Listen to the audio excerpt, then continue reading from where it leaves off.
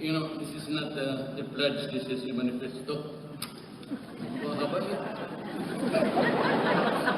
Ang pledge yung anyway, state, raise your right hands and repeat after me. I, having been elected as of the Philippine Exports Star Association's Region 11 Chapter, for the fiscal year 2016 and 2017, do hereby solemnly swear to abide by and uphold the vision and mission of this organization, and to keep faith in and put into practice the noble and inclusive development objectives of this association. I consciously pledge to perform my duties and responsibilities to the best of my ability and capacities, with the aim in view of furthering the purpose upon which this Exporters Association was created, advancing the interests of the producers, exporters, and stakeholders within the value chain of the import and export community. Advancing the interests of the producers, exporters, and stakeholders within the value chain of the import and export community. And to conduct myself in a manner befitting a good and true field export officer. And to conduct myself in a manner befitting a good and true field export officer. And transform leaders so as to bring honor and prestige to the organization. And transform leaders so as to bring honor and prestige to the organization. I take this pledge in full knowledge and cognizance of the expanse of my commitment, not only to the members of this association, but also to our fellow exporters, producers, farmers in our own communities. So help me God. Congratulations. Thank you very much, Mr. President. Please have a seat.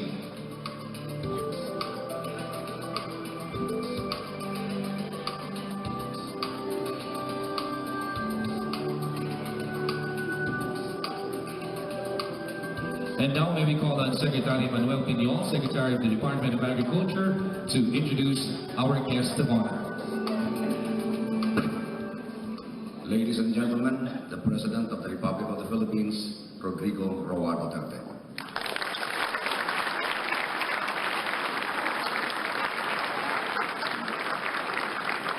Thank you.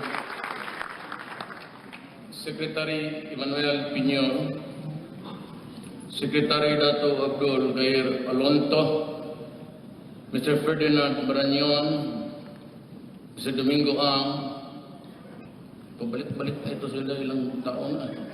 Mr. Stephen Antig, Mr. Enrio Delaino, Mr. Rose Vic Simbrano, Ms. Eusebia, fellow workers, government, my beloved countrymen.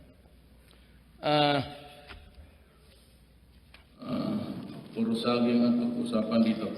Fellow workers, government, my beloved countrymen. Draw to you a picture of the world global business. It's a highly competitive world today, and everybody is into the business of money. And that is why there's a lot of competition going on. And maybe, just maybe, the Philippines would make it big in the agricultural area. Within the span of the next 30 years, 3 decades, I don't see any rising of a new sector, probably industrial also. It's too tight, and the resources are committed already, and besides, we lag behind in the money business. But what would make the industry valuable, ang agriculture, is actually Mindanao, and only in Mindanao. We can expect mining industries to sprout everywhere, and in the process destroy the land also, and other export processing zones that Tugadi and the rest in the cabinet plan to do their own. Kanya-kanya silang plano, and if put into an implementation, I'd see on the third year a lot of smoke billowing also in the Philippines. And again, we are bothered by the thought that ratio and proportion are supposed to not grow beyond yung atin ngayon. Ang kwintada kasi nitong mga gago is yung ratio and proportion vis-a-vis with the rise also. Hindi yung pwede na humabol tayo at a rate on our own because we have to do some computations. Pag umakyat sila at umakyat tayo, then again, ang ating akyat is just the ratio and proportion of the existing gas emissions. That is one of the draft. I do not think it is still in the, did they have deposited their, as of yesterday, yung mga sa climate change. I don't know if this is the question still carried. But what I am trying to say is that ito kasi sila, at the expense of the third world, now still, they went into other lands conquest, lived off the fat of the land, itong mga imperialista, and they were able to maintain the rise unbridled, unimpeded, but just about yung gera. Otherwise, they were enjoying the fat of the land of other people's country. Agricultural was very low, and yet, if ever there's a new business, it is only the foreigners who were the first one to get and benefit from the kind of arrangement that we are in. Wala akong ano dyan. Maybe it's the fate of the Filipinos. But what I don't like is, yung sila kasi umabot na. Umabot na sila at the apex of their industrial supremacy. They cannot go higher than that what they have now. And yet, we in the third world countries are trying to catch up. And we are stymied not only by the cartels, but also by the refusal of these industrial countries to understand. Gusto natin umabot. We want to reach what they have achieved. But then again, there are so many things, because they said that's the emission, the carbon footprints, you cannot go beyond this. And yet, if you go around the Philippines, you have to go by the hundreds of kilometers before you see any factory. And if you decide, if our planners like Piñol and everybody there in the cabinet, who are all bright, puro ito mga cum laude. By medyo, ito si Piñol, baka he's in the bundocks from the farmland. This is summa graduate, summa cum laude yan. So is Tugadi, so is Yasay. Ako lang ang bugok dyan, sa totoo lang. Totoo. You might know, Tugade was my classmate. Dominguez was my childhood friend. Puro valedictorian yan lahat since the beginning of time. I was the only one lagging behind because I enjoyed my elementary and high school days. While they were studying very hard, I was enjoying my life, taking most of the time. Mas maganda ang kabataan mo kaysa dito sa presidency, Sus Mariusep. If you only know, kung pabalikin ang ay, sus mo. I am the chief clerk of the government. Every time, every night, there's a folder, Department of Agriculture, Department of Foreign Affairs, Labor, and I have to read it. Baka ma-aruyo ka, place the marginal notes, okay, approve. But you have to read it.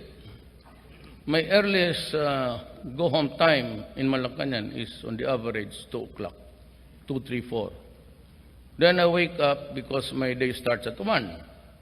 So I attend to all of the business of the government. And again, I go home.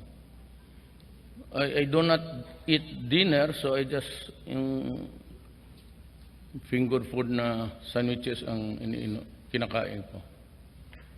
Then again, that's the routine. And sometimes it's a killing. I go there, it's lonely, I'm alone. Hindi ko naman mayakap yung mga gwardya, kay lalaki man. Walang babae, kung minsan. Yung mga aide ko, kasi umuwi naman yan sila paghatid sa akin, just to make sure that I go home alive. After that, kung bangungot ako, wala silang pakialam. And I do not have the privacy because you're not supposed to lock your door. You're not allowed to do that. Although they have not really tried opening it up without knocking. And I have yet to experience one na ginising ako na, but you cannot lock the door. I don't know why. Basta makatulog ka, anong gawin mo yan, you just leave it unlocked and okay na ang lahat. Well, I suppose na baka may magnanakaw, huli nila kaagad, but that's the rationale of the life of a president. Beyond that, it's nothing. Really nothing. So, balik tayo dito sa banana.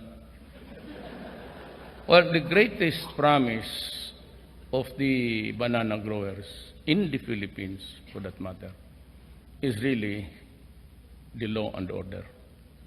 Until and unless we can put together a country that's bereft of any revolutionary tax, extortion, and everything, so isusunog yung farm implements, it's because of the taxation.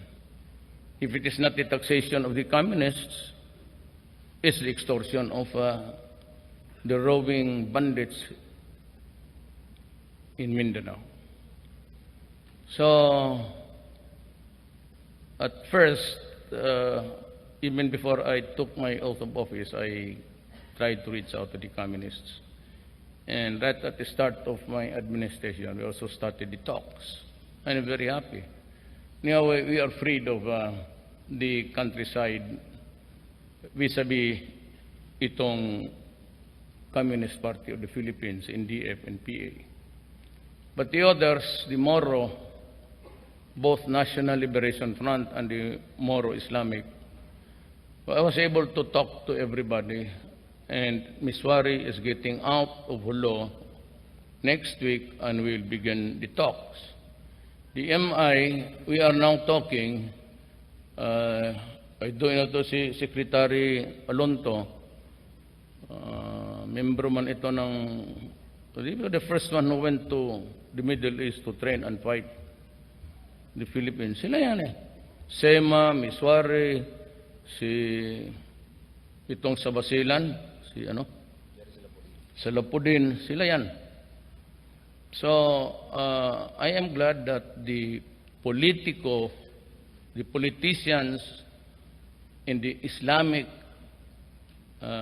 Liberation Front pwede na mag-usap.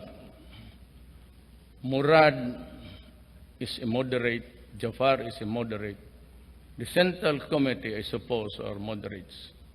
Ito naman sa kanila, there is the MN, sila kahir, pati yung sa Hulo. But I said, I don't know how they're going to fix the dynamics within the MNLF, but they are also willing to talk again. Now, the only problem is, there is a certain sector in the Mindanao area that refuses to talk about peace. And ito yung